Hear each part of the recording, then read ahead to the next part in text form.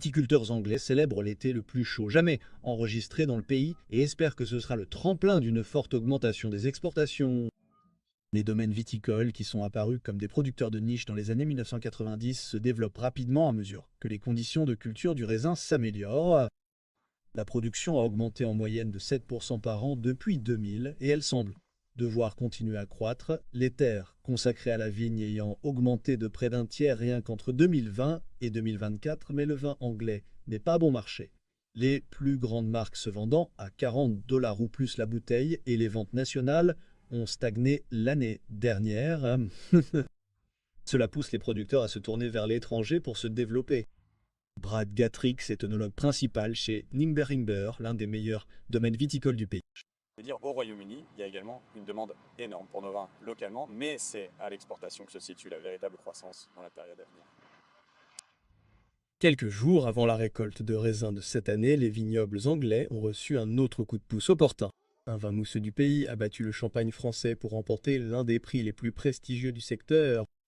C'est le genre de choses qui contribue à renforcer la notoriété du vin anglais sur les marchés d'exportation comme le Japon, la Chine et la Norvège. Dans cette brasserie d'Oslo, le sommelier Alexander Iverson explique que les clients commencent à prendre goût aux produits.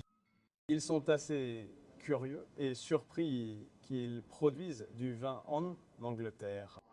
Et puis vous parlez de la façon dont ils ont fait cela dans les années 60 et en fait depuis l'époque romaine, les légionnaires ne voulaient pas aller dans un endroit où il n'y avait pas de possibilité de faire du vin ou des olives.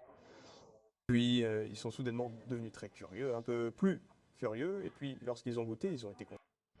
La Norvège arrive en tête de liste des acheteurs en volume.